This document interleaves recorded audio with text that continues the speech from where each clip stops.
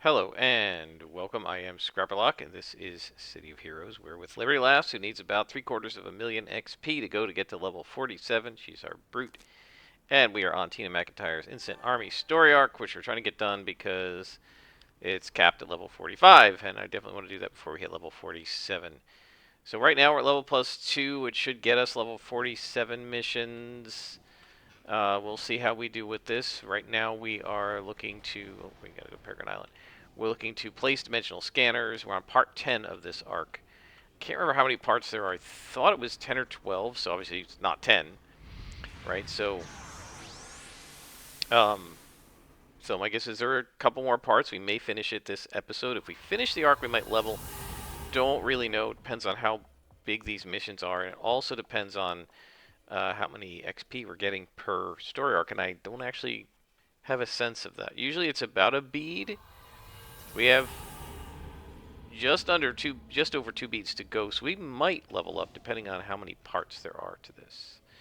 So come on, let us go to the other dimension and place the scanners. I think I know what this storyline is. Flow 47 should be good for this. I think there's one or two elite bosses in here. I think it's one, and that will probably be sufficient bonus to them being 47 to 48. I don't think we want to try to take them out at 49 or 50. Right, I'm in the wrong place. So I hope you guys are doing all right. It is summer, and I am getting ready to go on a trip. So this is probably the last video that I'm going to make before I leave. I do plan to, on YouTube, schedule um, you can schedule videos to post at a specific time. So what I want to do is I've got a backlog of 2 or 3, and then this one, and maybe do one more before I leave. Oops, I went out. And I my plan is to set them up to post every couple days, so there shouldn't be a lot of gap, but there may be some depending on how many I can get posted.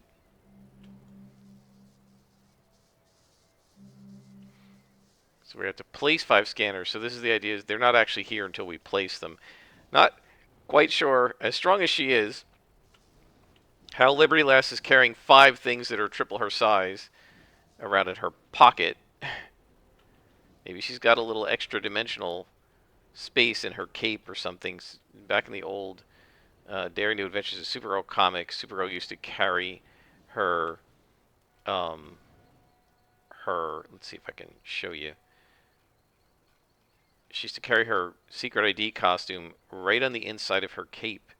There was a little bit of a pouch, and she would stuff it down there. It never actually showed it in the art, but they used to say it in the narrative, and she mentioned it a couple of times in dialogue. So maybe Liberty Lass has got a pocket like that, but Supergirl's was a normal one. It wasn't an extra dimensional, but maybe they gave Liberty Lass a like equivalent of a portable hole or a bag of holding in her cape. I don't know. Somehow or other, she's able to place these giant things in the predetermined spots.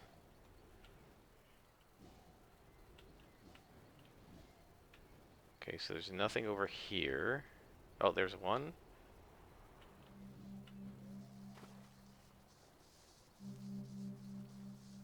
We don't actually have to defeat anybody in this particular mission, but I think there's a boss in the back, and if there is, we'll certainly fight him. And the last one is actually back there. I thought there was another one back there. Way down at the bottom here. Right where you come in.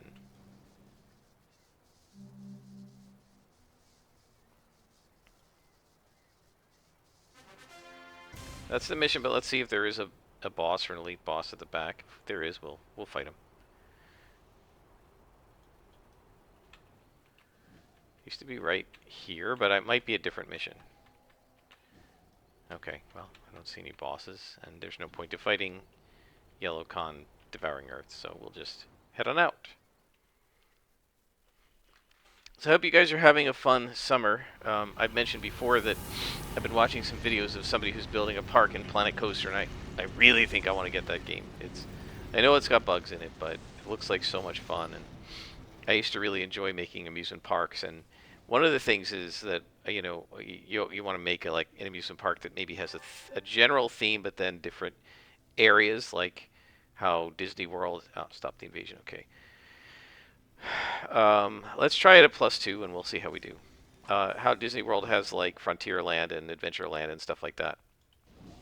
And I was trying to think, so what theme would I do, right? And I don't know what themes they have in the game, and I don't know what DLC, and I don't know what custom themes that other people have that you can add. I think you can add a bunch of crap from the Steam Workshop, which if it's that easy would be awesome. I remember getting a bunch of player-made scenery. Really was a game changer in Roller Coaster Tycoon 3. Partly because I can show you guys here.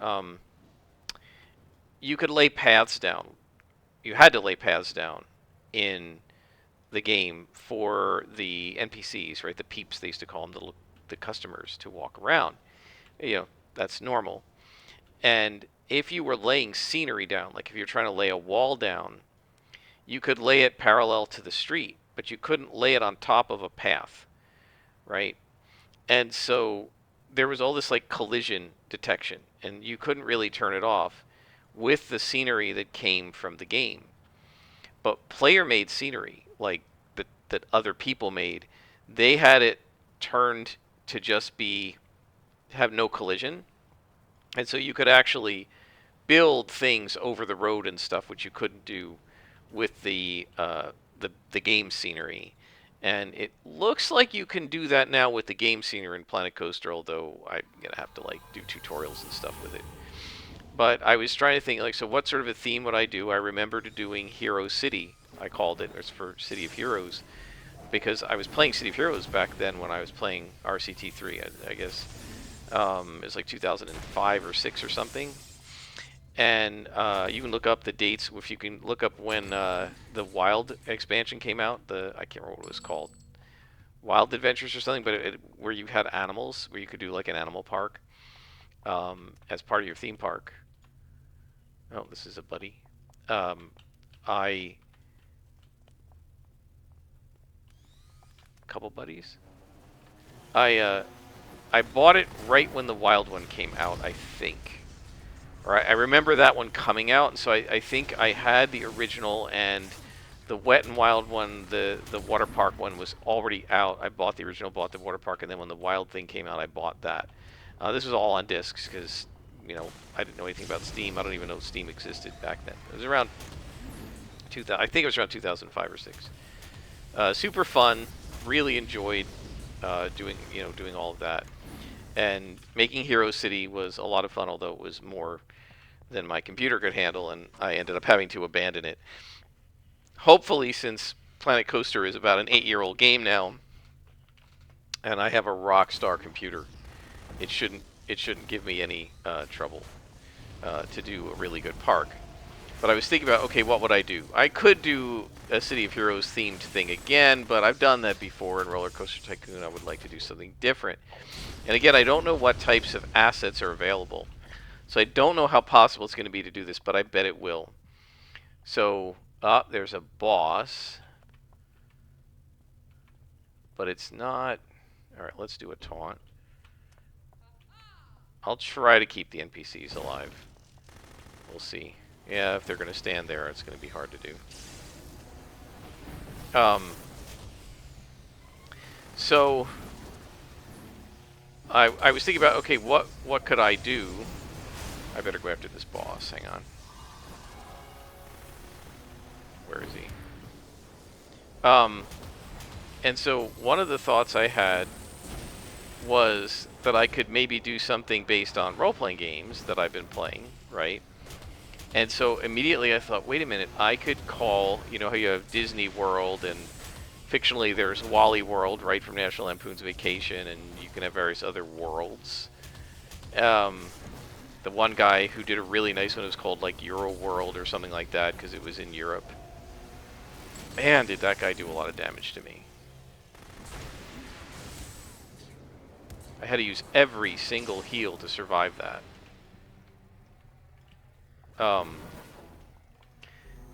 So hopefully we'll get more heals because we're gonna need them. That's definitely this thing. This character needs healing a lot more than like Quintessence last. She had a self heal. Man, it's really rough when you don't have one at all as a brute or a tanker. Um.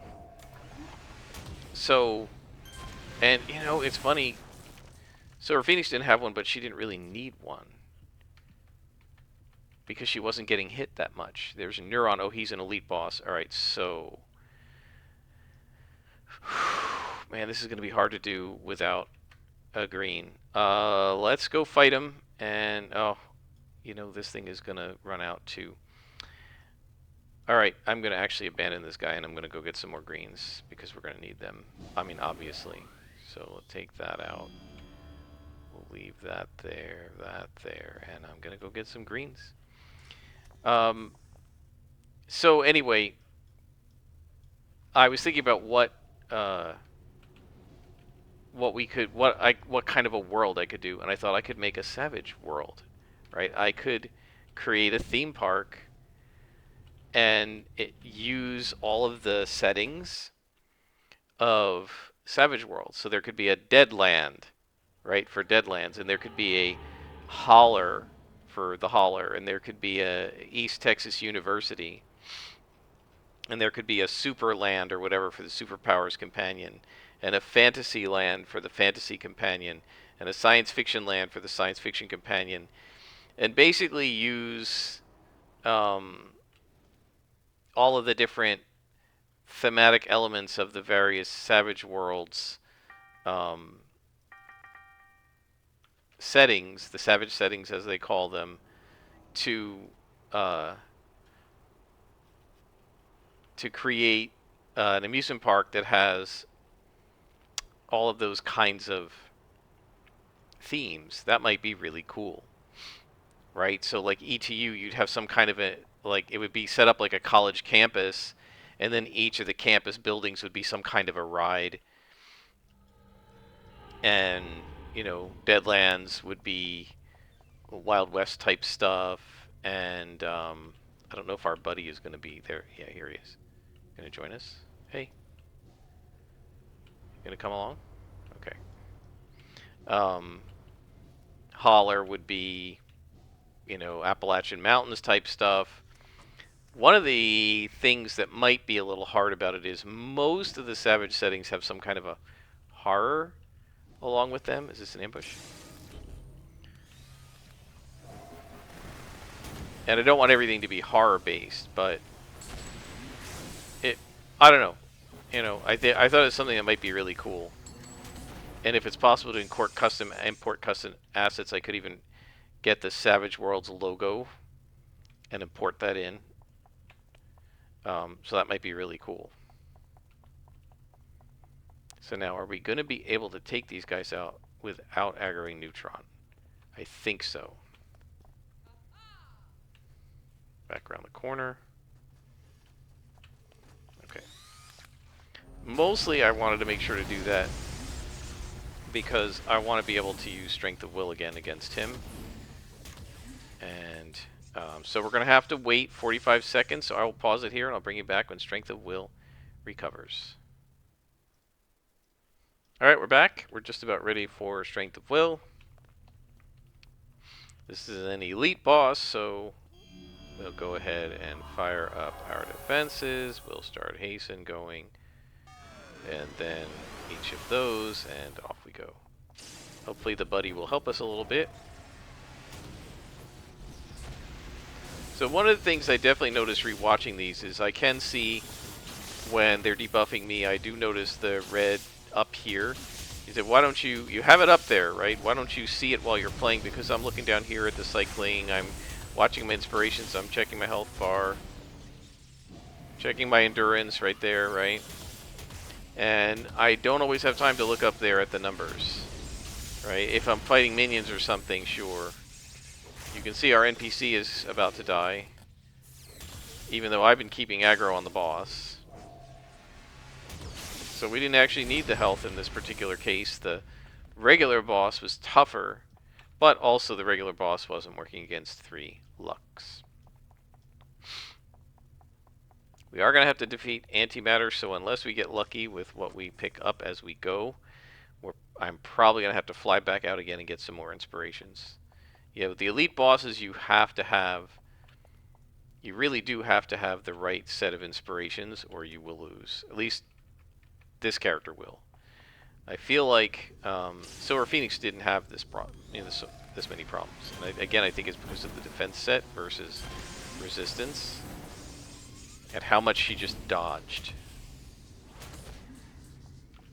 And then with Quintessence Lass, she could absorb her own. She could absorb from the enemy's health and endurance. And she had a defense set, and she was debuffing them. I think Quintessence Lass was significantly stronger against these elite bosses than Liberty Lass is. There's antimatter. Okay.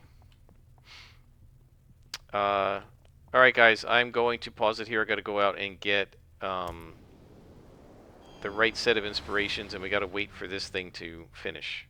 And then I'll bring you back. Alright folks, we're back, and we've got all of our inspirations ready to go, and there is Antimatter, who's only level +1 to us, so we should be okay. I'm going to try to do 3 Lux at a time.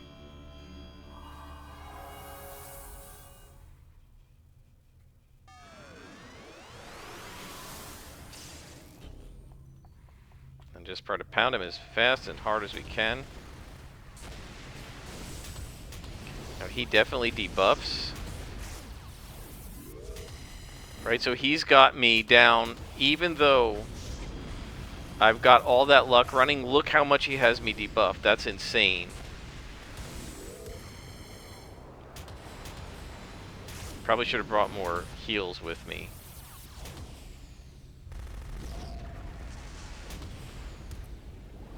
But we got him. Wow. Yeah, he had me in the red with, what, 5 Lux going? That's craziness. All my defenses were in the red. And that is the end of the story arc. I thought we would have had another episode, another mission to go. Alright, so we have, not that, 529. So we need 71 more reward merits. And look at this, 35. If it's 35 per story arc, we're going to need 2 story arcs, and then we're going to have to do something to get that last reward merit. Alright, let's head on out. We've completed the story arc. I don't think this will level us up. Let's see, where are we on XP? Yeah, I know, because we still need more than a bead, so probably won't level us up. But let's go ahead and talk to Tina. And it did not. Let's see, where does it put us? Yeah, we got about 3/4 of a bead to go. And that finishes the story arc of the Instant Army. And now I think we're working on Harvey Mailer. So we can go ahead and talk to him. And now we're on the Psychic Plane. Help find Ellie. This is Carnival. Now this should be true +2. Yes, there's a 46 mission. It'll be 48. I don't know if we're going to be able to do it. Hopefully we will. We might level up during the mission. Where is Harvey? Is he right nearby? I think he's nearby. Let's go pick up some inspirations. I don't think we're going to have an elite boss in this mission, and if we don't, we should be alright. But let's fill ourselves up. We don't need that. So let's grab we'll sell that, and we'll grab a luck. And we'll grab some respites. And we'll grab some rage and some insight. And one more of those, and one more endurance. I think we can probably run with something like this, unless we're going to face a +3 elite boss. Should be okay. So, our first mission is in Peregrine Island, right here. Okay.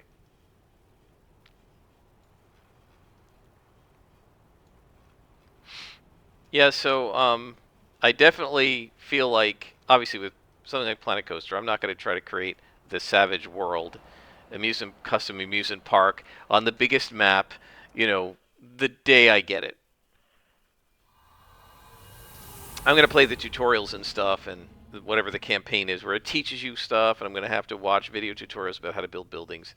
One thing I remember about Planet Zoo, and I'm guessing Planet Coaster is going to be the same since it's the same company, although there are differences between the games. For instance, somebody was talking about how in Planet Zoo, and I remember this, they have staff-only paths where the guests won't go, and in Planet Coaster they don't have that, which is kind of annoying. And he said, like, well, I don't know why they. It's the same. It's pretty much the same code base, same development team. Why don't they share that kind of code across? And so I don't know. But my recollection is that creating buildings was incredibly hard and frustrating in Planet Zoo. And I remember in particular them in the one tutorial mission where you're making a zoo like in an alpine area, like in northern Canada or something. It like in an effort to show you how easy it was to do building, what they told you to do didn't work. And it was like they had it was like a concession stand or an information booth. These come in as little tiny like towers that are just big enough for one person to sit in there and give out prizes or whatever they're giving out, sell things. And so what the people who are trying to make nice parks do is usually you build a restaurant, you build a building around it. So they had created walls and a ceiling and everything but the front panel, and they were like, "Oh yeah, you can just copy and paste and it'll all join the building automatically and it'll work. Just put it right here." Well, it wouldn't let me do it. It kept telling me it was colliding, and I got really frustrated with it, and I ended up like I can't remember what I ended up having to do because the mission wanted you to do that and it wouldn't advance to the next task until you had done it. So I know that at least in Planet Zoo there were some pretty frustrating elements to the building, but I think I eventually got the hang of it. I remember one of the things I liked about Roller Coaster Tycoon was that it was very intuitive building. One of the most intuitive building interfaces that I've ever seen for creating structures and stuff. And so I'm hoping that Planet Coaster is more intuitive than Planet Zoo, but I don't know. We'll see what happens. I'm almost certainly going to buy that when I get back from my trip. That will be in late June. I'm going to be away until probably the 20th of June. So I don't know when you're going to be hearing this. You might be hearing this around then, but um, sometime after that, I'm probably going to try buying Planet Coaster. I'm hoping it'll go on sale maybe for 4th of July. And if that's the case, then maybe I'll grab it and all the DLC. So by the way, that white glow, that is an illusion power. I always remember people saying it was useless, and then one of my friends, the good Rob actually, who was playing an illusion controller, was like, no, if you know what you're doing, it's not useless. So what happens is, it does a pretty good amount of damage. Why am I constantly missing? Is this the fear? 2 hit bonus minus 36, so that's the problem. And that's a great example of there's nothing you can do about that. He puts it on you if it hits you, which of course it will, since I have very little defense against anything, really. Then you're debuffed. And you can't do anything about it. There's no way to get rid of it. Anyway, so with the illusion, what they do is it does pretty good damage, but then after a certain period of time, like 15 seconds or something, you heal it back up because it's illusory damage. You only believe that you were damaged for a little period of time. And so I said, yeah, isn't this crappy because it heals back up? And he said, yeah, but if you defeat them before it comes back, it doesn't come back, right? If they're out and they've been defeated, it doesn't matter, right? So you just have to throw it in such a time and in such a way that it will not come back before you knock them out. And I was like, oh, that's a good point, right? So if you take them out with it, it works, right? You just don't use it as your opener. And I said, oh, well, that makes sense, you know. And that's a great example of somebody who has experience with the power and knows how to use it, doing a better, like understanding how to use one of these powers in a way that people who just like read what it does on a forum might not, right? Because it was like other scrappers or something talking about how bad they thought this power was, and then this friend of mine was like, "No, it's great. You just have to know when to use it." But of course, that's another thing. We've talked about this before. A lot of people on the forums back in the day in City of Heroes hated situational powers. They wanted a power that anytime it was up, it was worth using. And if it wasn't like that, it wasn't worth even taking the power. Right? Something like this, Strength of Will, they would try to figure out how to make it perma. If they couldn't make it perma, it wasn't worth it. Right? Same thing with Hasten. Perma haste is the only reason it's worth it. Can't make it perma, you may as well not have it. Now, I don't agree with that. And I think that today, because a lot of the permaing stuff has kind of fallen by the wayside, and people more work on like procs from sets and stuff, people probably don't have that same attitude. But they definitely had that attitude back when City of Heroes first came out.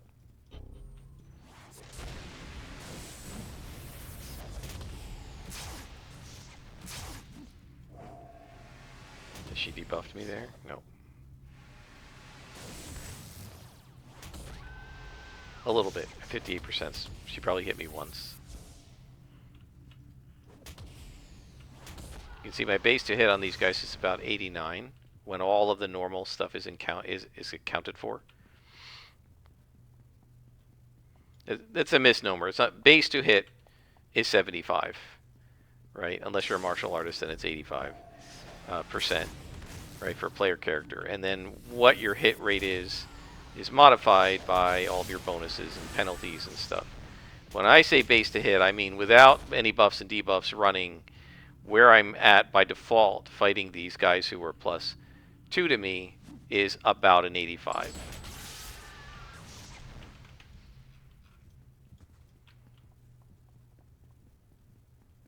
Right? Not taking into account the caps or anything like that. That means with all of my accuracy bonuses and everything running and no buffs on them or debuffs on me or buffs on me, right? We're not using build up, etc., right? Against somebody like this who is a +2 to me, I have like a 95% chance to hit her.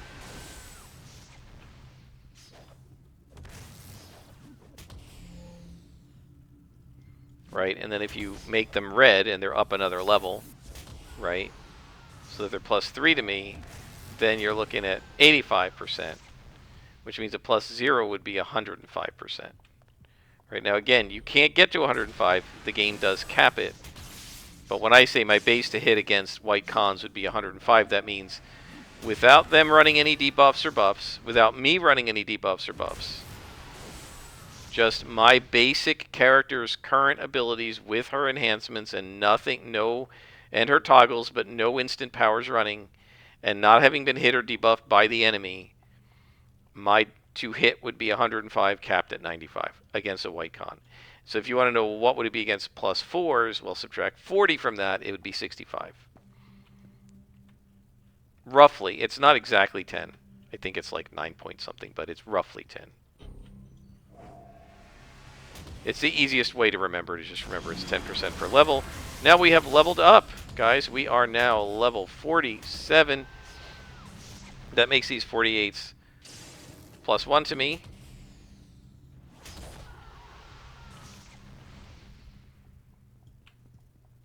So wait, did I do that calculation wrong? They were 48 all along? Um,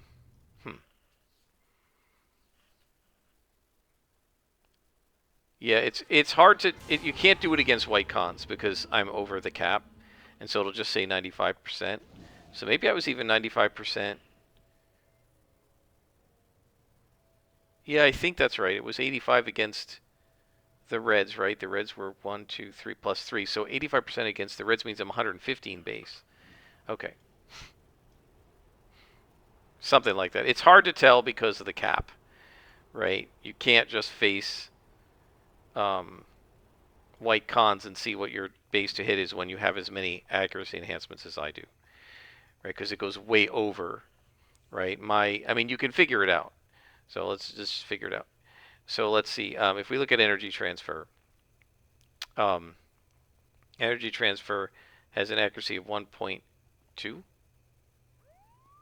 No, wait, 2.10. Right? So it's 75 times 2. It's 150 for that one. This one is also 2. Yeah, man, it's really high. So yeah, we have a really high base to hit against most things, right? Against white cons, we're in the like 130, 140 range actually. Okay, so we need another power. Energy torrent. Yeah, we don't need another attack. Laser beam eyes. So let's do focused accuracy. So this is a toggle. Where am I going to put this now? I'll put it over there, I guess. So this is a toggle. Let's take a look at the, well, let's look at it on the enhancement screen. It's bigger. So if we detailed information, focused accuracy gives us plus 5% to hit. And plus 20% strength to the accuracy, and then a resistance of resist 2 to hit. I think it's resisting minus to hit. It's resisting to hit debuffs on me. Right? The target is yourself, right? The target is self. It uses up 39 endurance a second.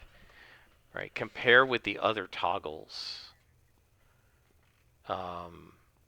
Which one is it? These are all toggles, right? Dominable Will, 15. 21 a second base. 21 a second. 21 a second. 0.21 a second, right? So this thing is almost double. So we're going to need like 2 endurance reducers on it minimum. Maybe 3. Just to have it be even usable at all. Let's see if we can put one on it up here at level 47.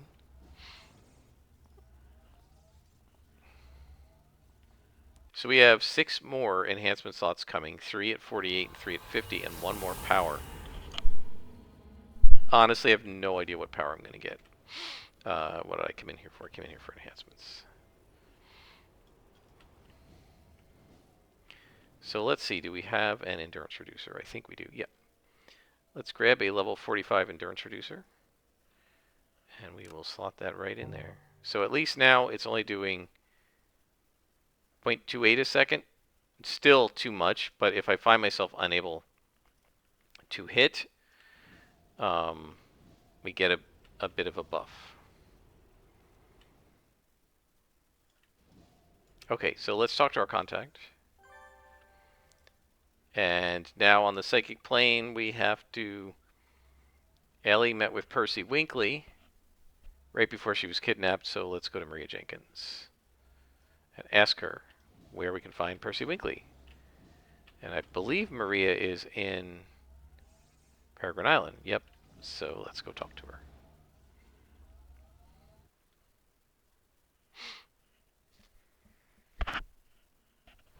Sorry, I just hit the mic. Scratching my chin.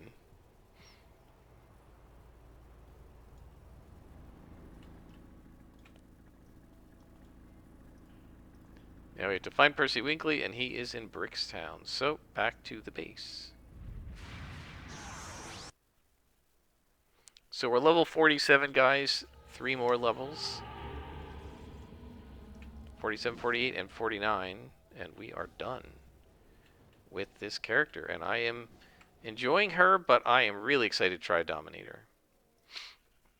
I still have no idea which kind I'm going to pick, so leave your suggestions down below.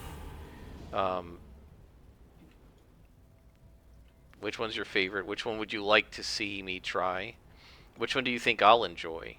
The more aggressive ones, I like aggression, right? Being able to come in and almost be like a scrappinator, you know. Plant Thorn could definitely do that. It's just that I've already gotten that to like level 46 or 45 or something, and I really don't want to play that one again.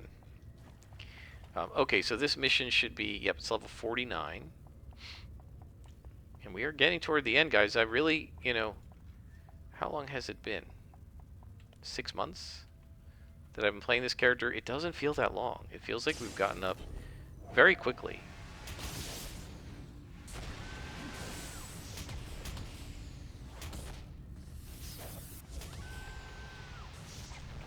So here's something we can try. Is that Brawl? Excellent. Alright, so this is unenhanced. And he is +2 to us.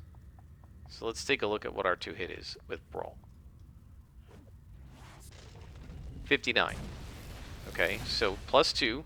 The base is 75. Right? And the Iron Strongman got us to 59.60. Right? So it's -15. And he was +2. So I guess it's about 8% per level.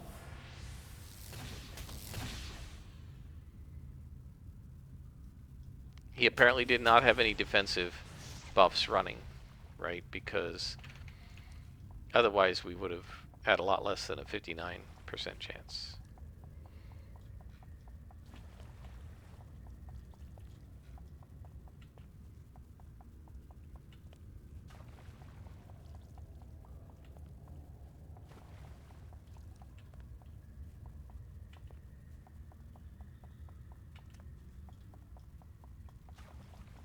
And oh, guys, there have been several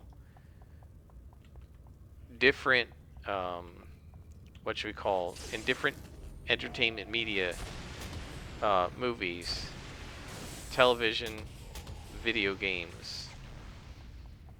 There have been several real face plants by the AAA companies in all of these organizations and all of these types of entertainment, right? I'm not going to name any of them, but there have been several. Let's see if this helps a little bit.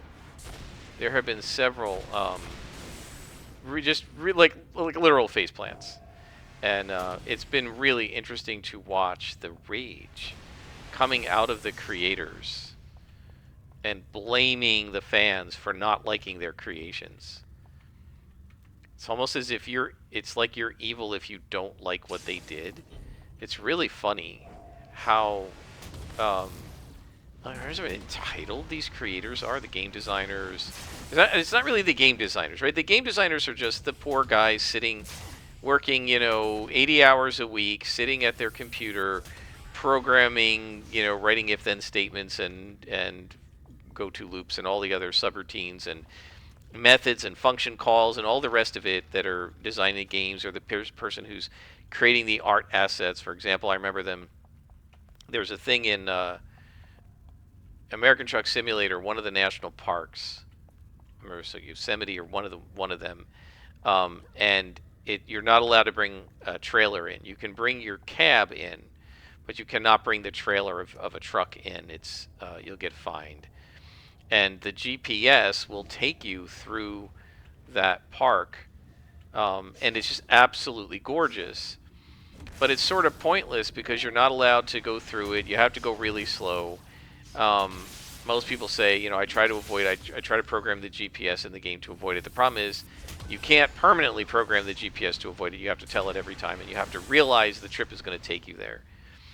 And somebody asked, why did they put this into the game? Well, it turns out one of the developers that they had they had hired an art asset creator, somebody for creating environments, and as a practice assignment, right? They said to her, to get used to how we do things here and the workflow, and to get used to the interface and the program we're using and how we build environments and stuff, what we want you to do is pick a place. And I don't know if they chose it for her, she chose Lake Tahoe or Yosemite or whatever it was, and just model it, right? And she had to do things like not only figure out how to model it, just period, but she also had to, American Truck Simulator is like a 1 to 10 scale or something like that. So if it's 100 miles, it has to scale to only be 10 miles, but it reads as 100 miles on the truck odometer, right? So there's a very unique way to do this, to make it feel like you're actually traveling through Yosemite, but have it be only a tenth the size of Yosemite. And they have to employ a lot of scaling and those kinds of tricks, similar to the way when they made the Lord of the Rings movies, they had to employ tricks to make the hobbits look like they were shorter because the people playing the hobbits were normal-sized humans, right? They weren't actually halflings. Um, so anyway, she had to, and I promise this is all relevant. She had to, design this national park at the right scale, the right way. It had to feel right. It had to look good, and it was basically a practice for her so that she would, when she went to design the assets for the live game, she knew what she was doing. And she did such a good job on these assets and on building this park that the developers said, "Screw it, we're going to put it into the game as a bonus content," right? Because it was so good. We are going to uh, cancel this. Okay, talk to him. So,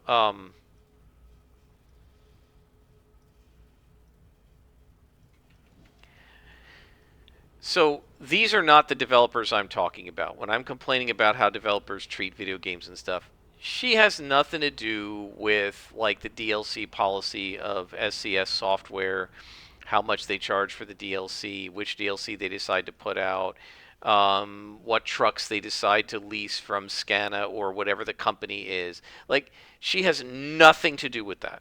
Her job is to build landscapes and make them look nice and have the right features in them that it'll be fun to truck through them. Okay, and so those kinds of developers, those aren't the people I'm ever talking about when I complain about the developers. Those guys usually love the game they're working on and they work really hard, right? The people who built this whole environment, they worked really hard. If there's a balance problem in the game and I'm arguing with statesmen and I'm complaining about the devs, those aren't the people I'm talking about, right? Most of them work really hard. They're just trying to get a good product out. Same thing with people who work for like Wizards of the Coast or whatever, making Magic cards, right? They're just making the art or typing up the text or working at the factory where they cut the cards. These people are not the developers that I'm talking about when I'm complaining about stuff, right? So it's not those guys. But the people running these companies, the CEOs, the CFOs, the marketing person who's the head of marketing, the PR firm, the representative of the company, the people in what Luke Hart calls the C-suite, right? The people running things who don't play their own game. They've never done 1 minute of code development in their life. They've never played one session of Savage Worlds or D. Well, it's not Savage Pinnacle. Most of those people have, but they've never played a session at D&D or Pathfinder. They've never made a movie, right?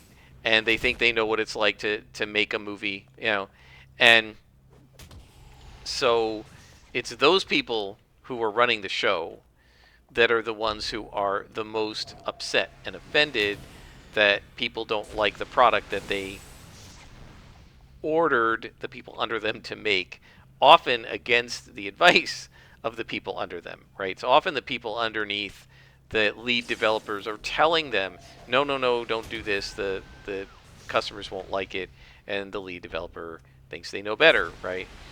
But it's just been really entertaining to me to watch some of these really arrogant people who think they know better than their own customers taking an absolute bath, like just completely face planting. The stuff doesn't sell, it gets terrible ratings, it gets down votes, and then when they go in and you know, try to defend it and they roast the fans or whatever, and a couple of these people, like, they ended up like deleting their own like Twitter or Facebook account, or like going however you do, where you set it up so that no comments can be made on your page, right? Within hours of being obnoxious, right? The the the um, the backlash was so bad that they had to like leave Facebook or Twitter or Instagram or wherever, YouTube. Um, it's been I had a little bit of Schadenfreude, I guess, but just this whole idea that these people think that like they know what I should want as a customer better than I do, and that if I don't enjoy consuming the thing that they made, somehow I'm wrong. You know, that kind of thing really just makes me laugh. And it just encourages me to go more with indie companies. I was watching, it was a game that's kind of like Planet Colonization slash a Satisfactory or Factorio type game. It looks kind of interesting. And it's all it's out right now is a demo. But what's really cool is it just showed up on my YouTube feed, and I started watching it this morning because I had a bunch of stuff to do, and I got 15 minutes. I have nothing. I can't really do anything in that 15 minutes, and then I got to get stuff done to get ready for my trip. And so I said, all right, well, I'll just watch this video. Well, it was longer than 15 minutes, but I kind of skipped around. And yeah, he was talking about all the cool things you can do, right, that you can't do in other games. But he was saying, like, the developer told me this, and the developer told me this. And it's like, this thing is being made by a couple of guys. I don't think it's one guy. It's being made by, it's like Founder. It's been made by a handful of guys in somebody's basement or in their own home, you know, and they're actually putting out demos of the game, asking people what they like, what they would like to see, and then when people are telling them we'd like to see this, they're like, okay, we'll put it in the game, and they work on putting it in the game. That is so awesome, right? And it's just this little indie company of 3 or 4 people. I like supporting games like that. Um, One of the reasons that I'm really interested in and trying to become more engaged with the lit RPG is not only is it, it's like this in novel form, and I'm a big fan of this, right, MMOs, but in addition to that, it's a bunch of indie people being indie published, right? It's a bunch of people who would never be published by Bantam or Random House or St. Martin's Press or the big companies, right? Simon and Schuster. I don't know, does St. Martin's even exist anymore? Um, yeah, I mean, the I'm a big fan of people who are independent and not working for the big giant companies, because the big giant companies are run by people who just, we've talked about this before, just want to raise the stock price. They're not interested in putting out a good product. It's irrelevant to them. They only care to put out a good product if it'll make the stock go up, you know. So let's see, what are we doing here on time? All right, we'll do one more mission. This is a long episode, but that's okay because I'm going to be stopping playing City of Heroes in another day. So let's get some more COH in. I'm going to miss it when I'm at my sister's. Yeah, so one of the reasons that I'm trying to find a lot of these lit RPG books seem to be series that are a number of books long. One of the reasons I'm trying to find a couple of series that I really, really like and want to follow is, again, so that I can follow independent publishers, independent art authors, right? Indie authors. Um, there's a writer who has been publishing independently for years. And she said she's not some publishing noob. She has been an editor for a smaller magazine, but still an editor. She has published articles in Parade magazine, Harper's Bazaar, like real magazines. You know, we got to watch out for sappers here. She has published real articles in real magazines. This is what they say to do, guys. When you want to break into publishing, you got to prove that you can be published by, getting some magazine articles written and stuff. And her video was about query letters and how impossible it is to get agents to respond to them. So let me just explain a little bit.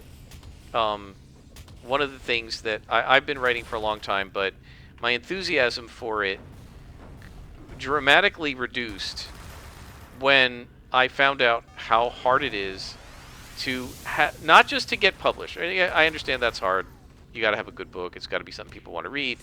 But just to even get anybody to look at your book, is nearly impossible. And back in the 90s, when I was looking for this, after I'd finished my second novel and the first one that I thought was ready to go, and now I'm not, I don't think it would have worked, right? I don't, I see now why it would not get published, but I was happy with it and I was ready to send it out.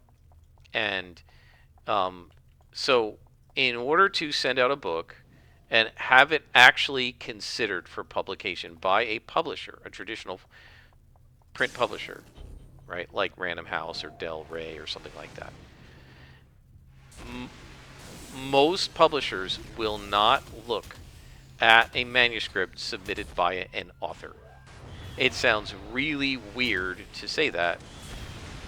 Who else would they look at a manuscript from but an author? Well, they look at manuscripts from agents, right?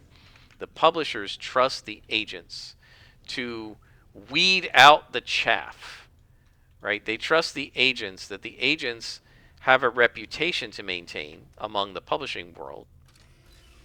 And so if I send an agent a bad story, something that's not well written or whatever, they're not going to forward it to the editor at Del Rey, because then the editor at Del Rey will think they're a fool. The agent will say to me, this isn't good enough, you need to fix it, you need to improve it, I can't work with it, or I can only work with it if you do this and this and this, right? So the agent will get it cleaned up and make sure it's in good shape, so that the editor does not have to do that triage, right? They have to do some, right? They're still going to say no to 3/4 of the manuscripts they get, but they don't have to look at every Tom, Dick, and Harry's writing, right? So you can't be, for 99% of the publishers out there, they will not look at what they call unagented authors. They will not look at a manuscript submitted by an author. It must be submitted by a literary agent familiar to the editors and to the company, right? That's for nearly all companies. Back when I was trying to publish a fantasy book, there were only 2 fantasy publishers that would look at unagented authors, Daw and Tor. Tor asked for an outline and a sample chapter or 2, and Daw asked for the entire thing, because they wanted to see you'd finished the work. I was in grad school at the time. I couldn't afford to print out the entire thing, so I printed out a chapter and an outline, sent it to Tor, got a 1-line answer. Thank you for your submission. We're not interested at this time. Please don't send it back. We won't look at it again. Something like that. And so that was it, right? That was pretty much my only shot. I could have sent it to Daw, but I didn't. In grad school, I didn't have the money to print, 600 pages, double space, single side, and then mail it. You don't have money for that when you're in grad school. I'm just trying to eat each week. So, but what was frustrating to me is, okay, so get a literary agent. Those cost money too. But even if they didn't, literary agents will almost always will tell you they will only take submissions by published authors. And so what the literal case is in trying to get published in the traditional publishing world is publishers will not look at work from authors who don't have agents, and agents will not look at work from authors who haven't been published. So in order to get an agent, you need to be published, but in order to be published, you need an agent. And that's a catch-22, right? And it basically means that unless you get really lucky somehow, or you know somebody, you cannot get published.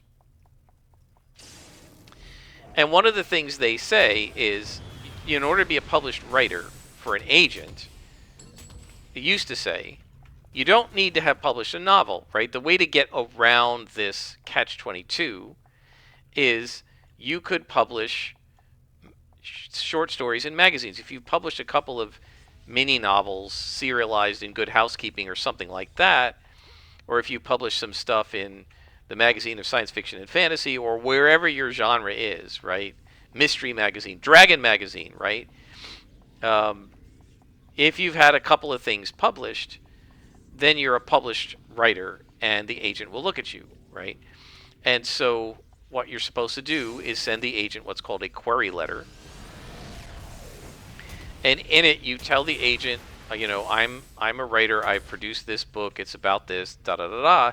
And then you also tell them in this cover letter, I have been published twice in Harper's Bazaar. These are the articles.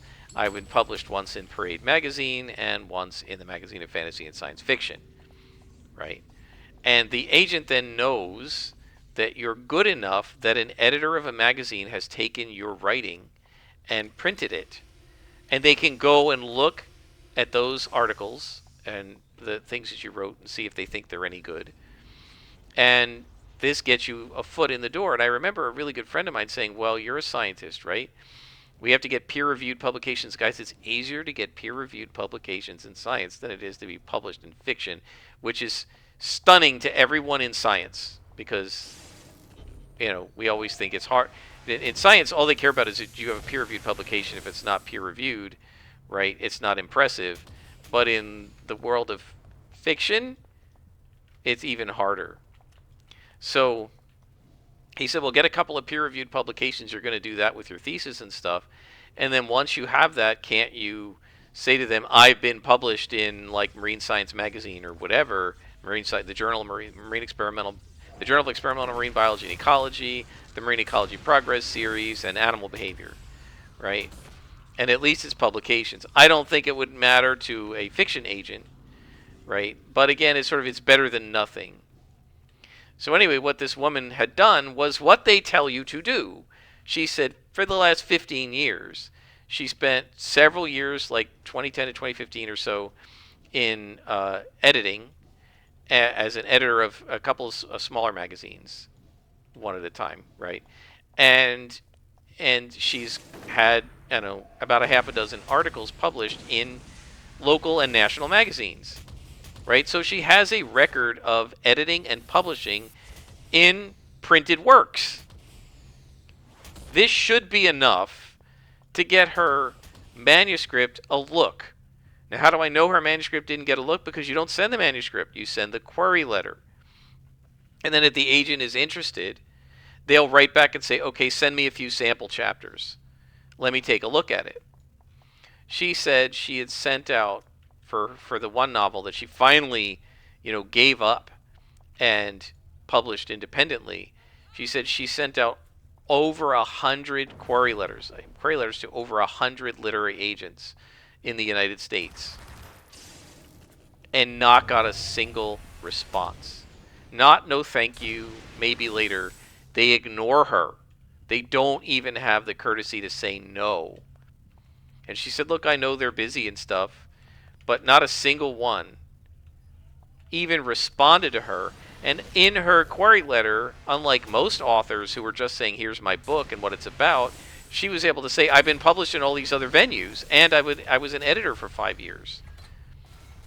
So she's got experience. She knows what she's doing. And because she's an editor, her books are probably nice and clean and don't have grammatical and spelling errors and stuff in them and stuff like that, right? Even if she didn't get an edit by another professional editor, which you should always do, she could do her own self-editing, and it's not as good as having a third person do it, a third party do it, because you're not objective on your own work. You can't be.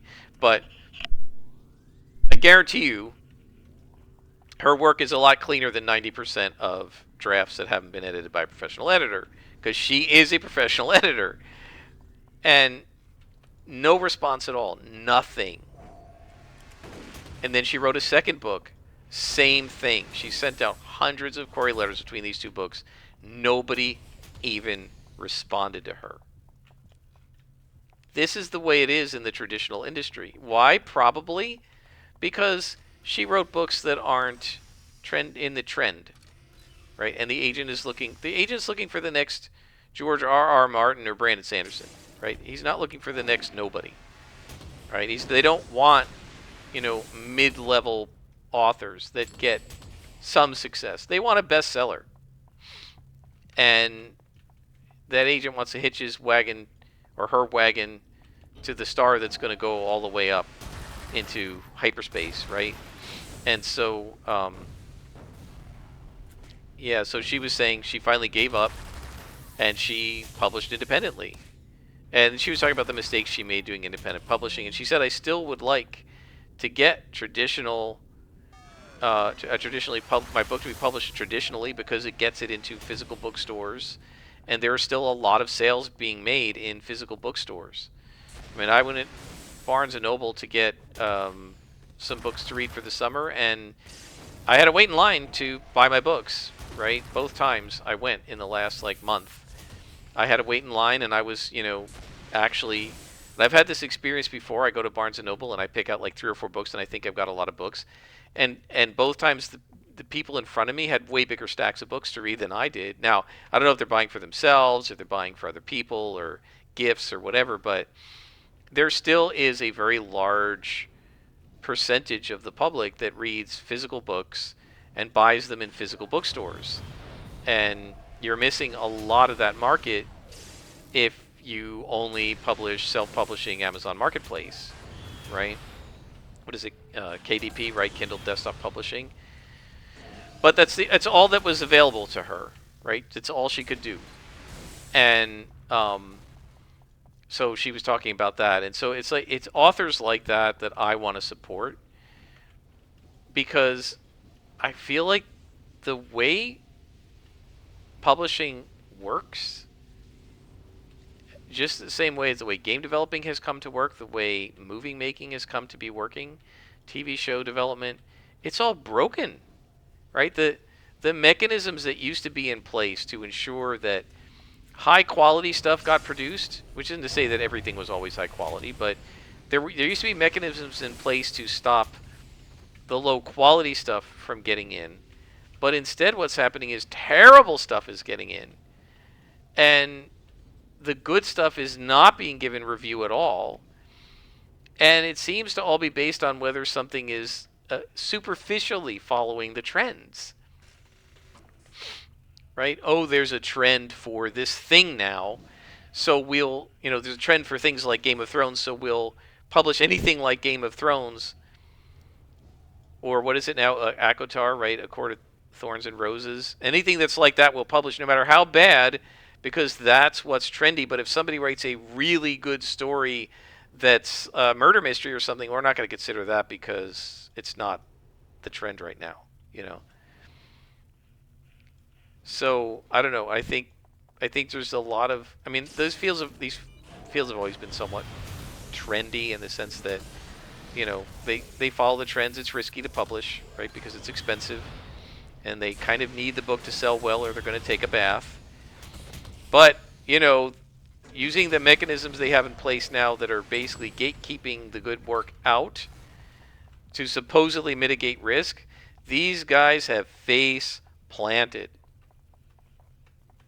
Production companies for games, game design companies have face planted. Movies have face planted. My gosh, just take a look on Box Office Mojo, just in the last 6 months, just in the year of 2024, and you will find nearly, well, at least every month, if not almost every week, some movie or other that should have been a blockbuster completely face plants. Stunning Hollywood. It's just absolutely stunning them. Right? They're completely blindsided by the fact that their horrible, awful stuff isn't just swallowed whole and asked for seconds by the public. And I'm sitting there looking at who would even like this thing, But there have been so many faceplants, and it's been kind of satisfying because, I sort of blame these folks for the state that the industries but all the entertainment industries are in. They're like I said, the mechanisms that were in place to ensure quality seem to have completely broken down, and now we're just getting junk, right? And I mean, we talked about this in previous episode with video games, that like 2/3 of the video game hours played, wasn't it only 2/3 of the video game hours played in 2023, I think, or 22, I can't remember which one, were where are the bands of shoe I missed? Did I miss something? I guess I did. 2/3 of the gameplay hours of video games in the last year or two have been games that are more than 5 years old. Because again, the quality assurance mechanism, whatever they've got in place, we used to have in place to ensure quality is gone. And we're getting in its place. I don't know what these companies are trying to do. You know what I mean? Like, what do you think is going to happen when you produce something this bad? And this happening over and over and over again with triple A movies and triple A TV shows and triple A, or what should be triple A video games. And they just are absolutely face planting. Just going straight to the hospital in COH terms. And they've got 10 bars of debt. And each time they put this stuff out, they're again reset button, completely baffled that this awful stuff they're putting out isn't being enjoyed, and the audience doesn't want to pay for it, and it doesn't sell, and it just utterly crashes and burns. So where are the bands of shoe? My guess is I'm going to hear them. There's a glowy somewhere. But it's weird that it wouldn't be on the final level. Did I miss a level?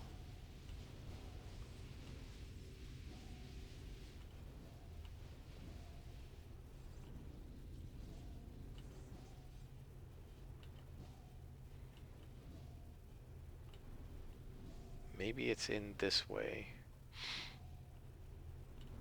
Maybe in here? There's never anything in here, though. Nope.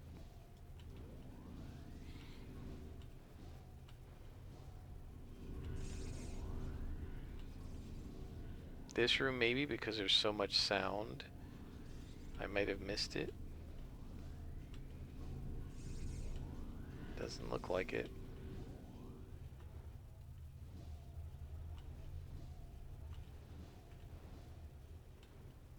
Oh, here we go. Missed this section. We're going to taunt, because there will be guys up above on the balcony, and I don't feel like accidentally over-aggroing a sapper.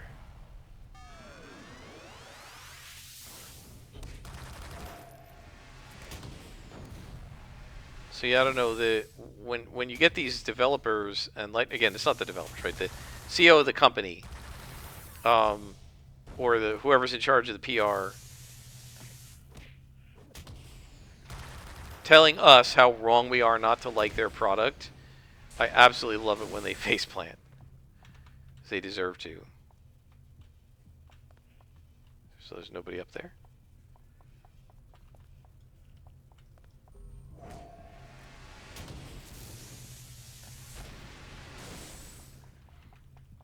So this must be some sort of a defeat all, I guess.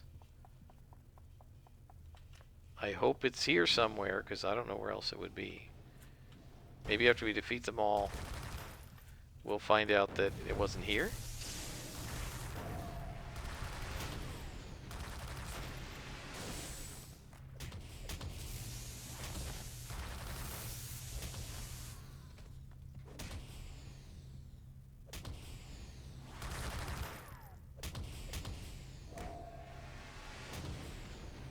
Nope. Well, guys, I do not know where the bands of shoe are.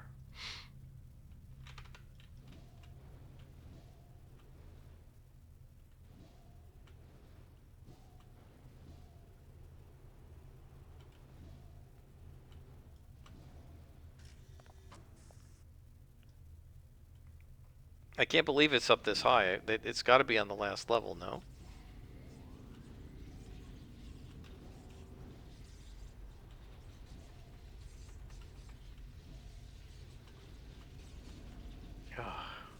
These missions. I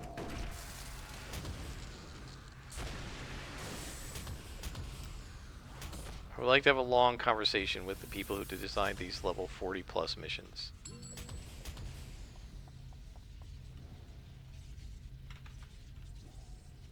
Like, Who gave you dummies the idea that you should make these needle in a haystack type missions where the players have to like microscopically crawl over every pixel of the map to find something? Why would you think that's fun?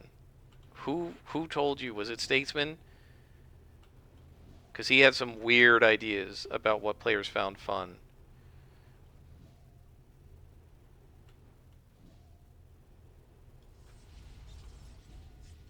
I've been over every bit of this map.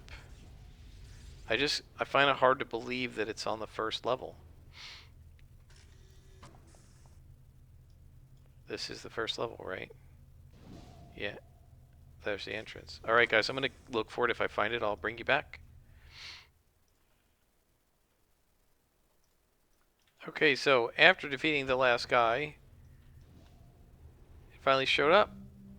And I guess I missed it. It's right here.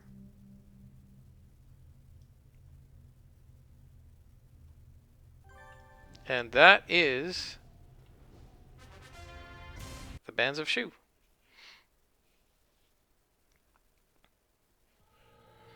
We're now already 2 beats into level 47, and that will be it for this episode, guys. I hope you have enjoyed. Until next time, I am Scrapperlock, and this has been City of Heroes.